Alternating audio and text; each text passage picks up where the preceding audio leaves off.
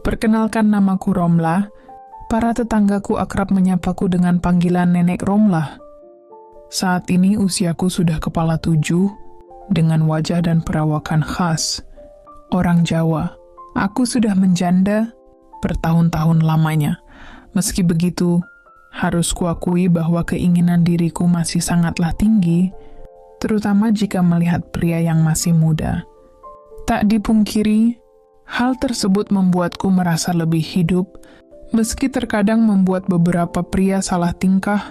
Kisah yang akan kuceritakan ini adalah tentang seorang pemuda bernama Ardiman.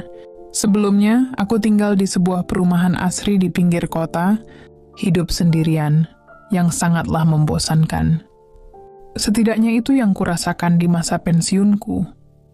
Kendati demikian, aku masih bersyukur karena kedua anakku sudah mapan. Keduanya sudah menikah dan memiliki anak. Anak pertamaku tinggal bersama suaminya, sedangkan anak keduaku baru saja menikah dan memutuskan untuk tinggal bersama istrinya. Soal finansial, aku juga cukup beruntung. Sepeninggal suamiku, hidupku tercukupi berkat asuransi yang ditinggalkannya. Namun, sejak itu pula, kehidupan ranjangku tidak seaktif dulu. Aku merasa diriku yang semakin menua tetap membutuhkan resiraman rohani. Nah, sesuatu yang sudah lama tidak aku rasakan lagi. Entah kenapa, keinginan itu tidak pernah sedikit pun padam, meskipun tamu bulananku sudah lama berhenti. Selama ini, aku hanya bisa mengatasinya dengan berbagai cara di kamar mandi. Namun tentu saja, keinginan itu semakin menjadi-jadi. Keinginan tersebut mulai terasa tidak rasional sejak aku bertemu dengan seorang pemuda. Tepatnya, pemuda tukang ASI yang rutin datang ke rumahku 3 bulan sekali untuk perawatan. ASI. Namanya Ardiman.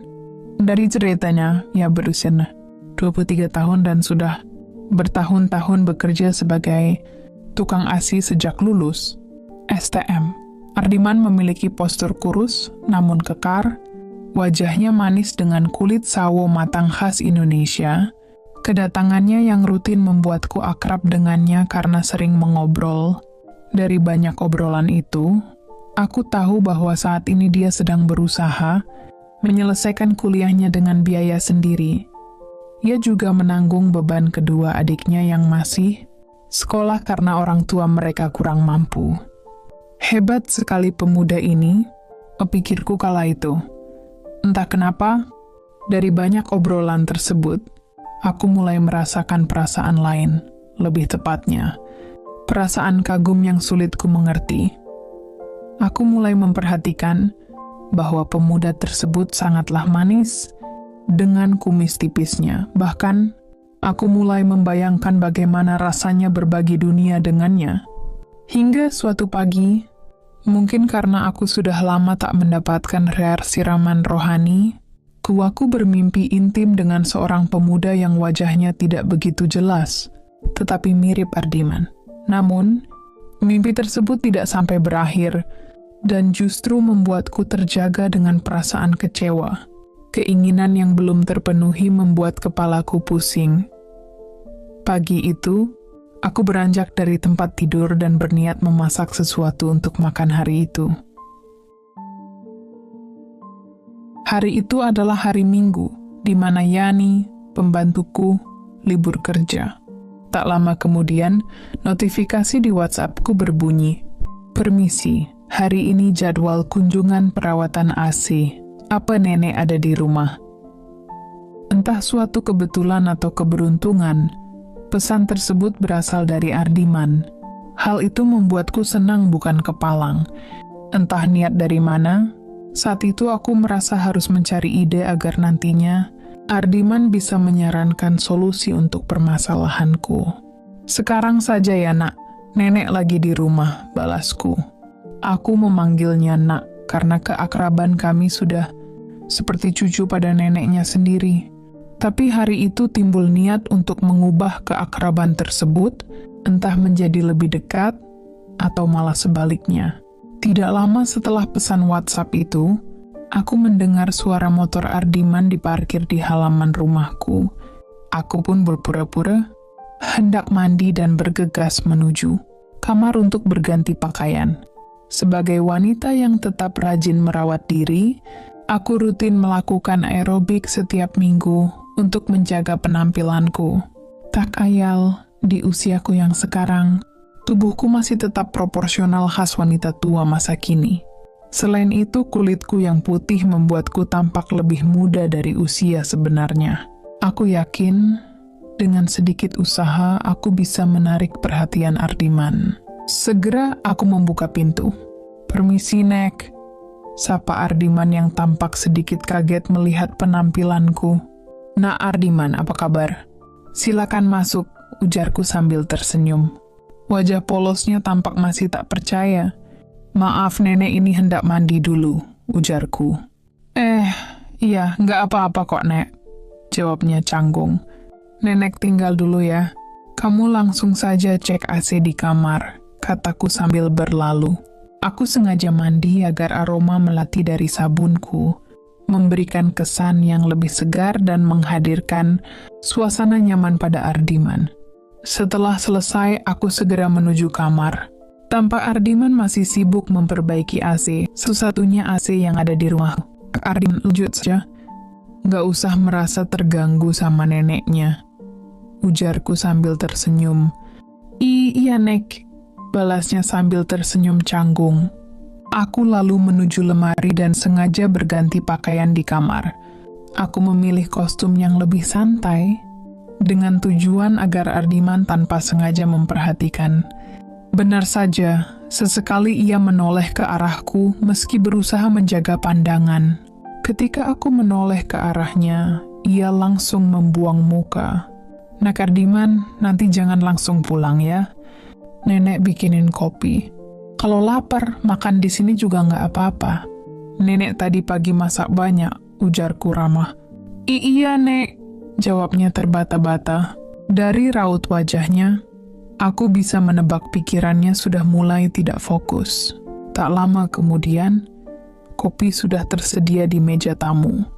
Aku duduk di sana menunggunya, dan beberapa saat kemudian, Ardiman melangkah menemuiku. "Kopinya, Nak Ardiman." "Silakan diminum," kataku. "Iya, sebentar, Nek. Saya numpang ke kamar mandi dulu." "Ya," ujarnya sambil berlalu. Setelah ia kembali, aku memulai obrolan untuk mencairkan suasana. "Gimana, Nak Ardiman, kuliahnya lancar?" tanyaku. "Lancar sih, Nek, cuma memang agak repot. Kuliah sambil kerja itu bikin keteteran," jawabnya. Masih terlihat canggung. Aku menatapnya dengan tatapan yang sedikit berbeda, sembari memikirkan sesuatu. Aku berkata dengan nada lembut, "Nak Ardiman, Nenek ingin membantu meringankan bebanmu. Tapi Nak Ardiman juga harus bantu Nenek, ya." "Bantu apa, Nek?" tanyanya dengan suara terbata-bata. "Tapi, Nak Ardiman jangan bilang siapa-siapa, ya," ucapku memastikan. Iya, Nek, bantu apa sih?" jawabnya sambil mengangguk. Aku menatapnya dalam-dalam dan berkata, "Nek kan sudah lama sendiri. Tentunya Nenek butuh." "Butuh apa maksudnya, Nek?" tanyanya bingung. Anak Ardiman pasti tahulah. "Kita semua butuh yang namanya siraman," ujarku, mencoba menjelaskan dengan hati-hati. "Jadi Nenek butuh?" tanyanya gagap. "Iya, Nak," jawabku singkat, dengan senyum penuh arti. "Kamu sudah ada pacar belum?" tanyaku santai. "Belum, Nek," jawab Ardiman sambil terkekeh canggung. Hatiku tersenyum mendengar jawabannya. Apa mungkin akulah yang nantinya akan menjadi pengalaman pertamanya? Ardiman tampak mendadak kaget ketika jemariku perlahan bergerak mendekati tangannya. Hikmah kehidupan yang telah lama hilang tiba-tiba terasa dekat lagi. "Jadi gimana, Nak Ardiman?" tanyaku sambil tersenyum. Ardiman terlihat deg-degan tetapi wajar saja. Ia tampak gugup saat aku mencoba memberikan sambutan yang lebih personal. Namun kecanggungannya tak berlangsung lama, karena akhirnya ia menyambut dengan antusias. Bisa kulihat perasaannya campur aduk. Selama ini, ia selalu memanggilku nenek, dan mungkin menganggapku sebagai neneknya. Kini, keadaan berubah. Aku bukan lagi hanya sekadar nenek baginya. Aku segera mempersiapkan masalah-masalah yang selama ini kusimpan untuknya, dan tanpa diminta, Ardiman pun dengan sigap membantu menyelesaikannya. Saat ia menyelesaikan tugasnya, aku mendengar lantunan syair Melayu dari ponselnya yang tiba-tiba berbunyi. Aku menyadari bahwa di balik kepolosannya, Ardiman memiliki bakat tersembunyi. Ia adalah pemuda yang berbakat, rajin, dan sangat perhatian. Kamu sebenarnya pandai kok. Belajar dari mana? Tanyaku sambil tersenyum. Kan nenek yang ngajarin, jawabnya sambil mengedipkan mata. Meskipun masih polos, aku menyadari ada potensi besar dalam dirinya. Tak kusangka, semua masalahku terselesaikan berkat bantuan dari pemuda yang selama ini kuanggap cucu. Sejak saat itu, Ardiman sering berkunjung ke rumahku, setidaknya 3 hari sekali. Agar menghindari perkataan orang sekitar, aku merencanakan sesuatu, menjadi orang tua asuh untuknya. Aku mendatangi kedua orang tuanya untuk menyampaikan niat tersebut. Keluarganya menyambut antusias, begitu juga anak-anakku yang memahami niat baikku. Mereka menganggap Ardiman seperti saudara sendiri. Sejak menjadi orang tua asuhnya, Ardiman tinggal di rumahku karena jarak ke kampusnya lebih dekat. Selain membiayai kuliahnya, aku juga membelikannya motor untuk mempermudah kegiatannya. Aku bahkan memutuskan untuk tidak lagi mempekerjakan pembantu, semata-mata agar aku merasa lebih mudah kembali. Jika ada masalah, Ardiman selalu dengan sigap memberikan solusi. Kehadirannya membuatku lebih ceria dan bersemangat. Kini sudah 5 tahun ia tinggal bersamaku. Keakraban kami tetap terjaga, dan kami sering menghabiskan waktu liburan bersama keluar kota.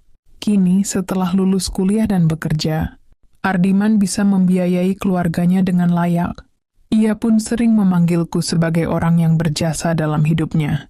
Aku tidak tahu kemana keakraban ini akan berlanjut.